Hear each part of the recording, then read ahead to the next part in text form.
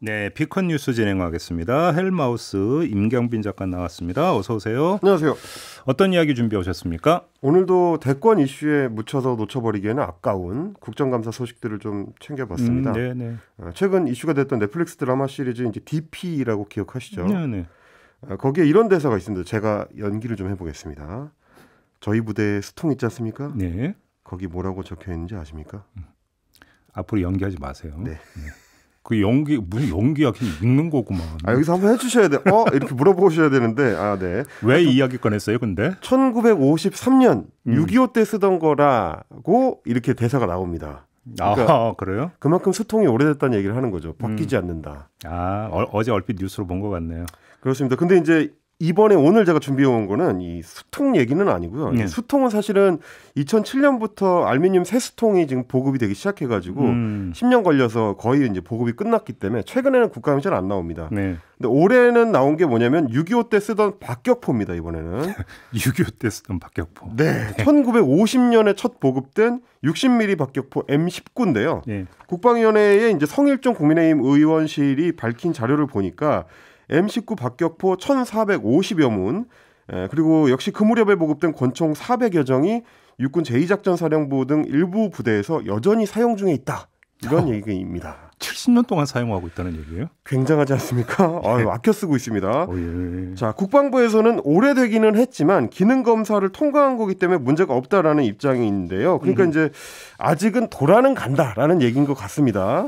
네. 근데 원래는 이제 보통 수도권하고 강원도의 이제 전방 지역을 담당하는 지상작전사령부에서 사용되다가 네. 장비가 오래되고 나서는 이제 후방 지역을 담당하는 제2작전사령부로 이제 전환 배치를 했다라는 건데.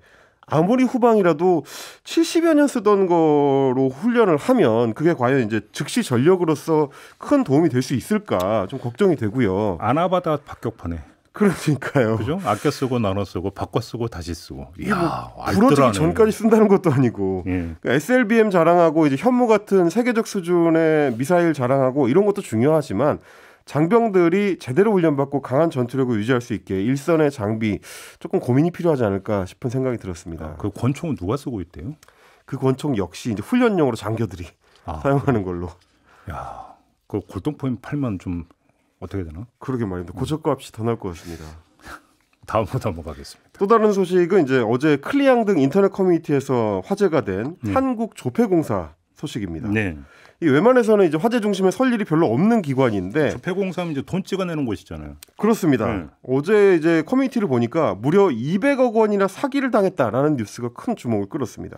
뭔 얘기? 사기가 왜 나와요 여기서? 돈 찍어내는 조폐공사가 사기를 당했다고 하니까 보니까 정의당의 장혜영 의원이 기획재정위원회 국정감사에서 지적을 했는데 194억 원 정도라고 합니다. 네. 조폐공사는 아시다시피 이제 화폐를 찍어내는 일 외에도 상품권 제작이나 뭐 기념 주화 제작 이런 걸 이제 위탁해서 생산을 합니다. 위탁 생산도 하는구나. 그렇습니다. 예. 근데 그 중에서도 이제 자체 그 생산 모델로 불리온 메달이라는 사업을 2016년부터 하고 있는데요.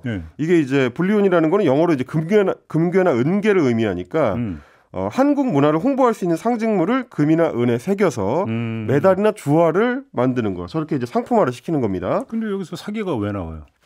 자, 국내 판매가 잘 안 되다 보니까 이제 2016년부터는 해외 유통으로 눈을 돌렸는데 그 해외 유통을 대행했던 업체가 물건만 받고 대금을 잘 지급을 안 해가지고 지난해만 이제 26차례에 걸쳐서 대금 194억 원을 갚지 않아가지고 돈을 떼었다는 지적을 받게 된 겁니다.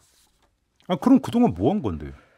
그래서 좀 봤더니 이 문제의 회사가 그동안에는 2016년 이후로는 꾸준히 좀 거래를 잘 해왔다는 거죠. 그래서 뭐 그동안에 매출도 꾸준히 늘어가지고 1,000억 원을 넘는 중견 회사가 됐는데 지난해 하필이면 환율하고 금값이 폭락을 하면서 20% 이상 손해를 입었고요. 그 덕분에 이제 91억 원의 순손실 이후로 대금 지급이 제대로 이루어지지 않았다라는 얘기입니다. 조폐공사가 얘기하기로는 일단 완전히 돈을 떼인 건 아니고 앞으로 한 10년 정도에 걸쳐서 매년 10억에서 20억 정도씩 회수를 해 나가겠다. 그래서 현재 추가로 이제 9억 원 정도를 회수한 상태다. 이렇게 분할 납부를 허용을 했다 이런 겁니까? 그렇습니다. 무이자 할부가 지금 들어간 상태입니다. 그게 제가 좀 그 질문드리는 이자는 안 받는데요. 그러면? 네, 이제 회사가 지금 손해가 워낙 큰 상황이라서 돈을 받으려면 좀 봐줘야 된다는 그런 상황이더라고요. 아이고, 네. 근데 물론 이제 그 장애의원실에서 지적하는 거는 책임이 있는 임원에 대해서 아무런 징계나 민형사 책임 없이 권고사직 처리했고 퇴직금 2천만 원 안 받는 정도로 이제 마금을 했다. 그래서 댓글 중에는 200억을 2천만 원으로 퉁치려고라는 댓글이 있기도 했습니다. 그러게요. 이게 다 이제 그 국민 세금과 연결되는 거잖아요. 그렇습니다. 그렇기 때문에 이제 관심을 갖는 건데 끝까지 회수를 해야죠. 이런 거 당연히. 그렇습니다. 못 받은 돈을 제대로 징수하려면 이번처럼 국회의 꾸준한 감시도 필요할 것 같습니다. 알겠습니다. 자, 이렇게 마무리해줘. 헬마우스 임경빈 작가였습니다. 고맙습니다. 감사합니다.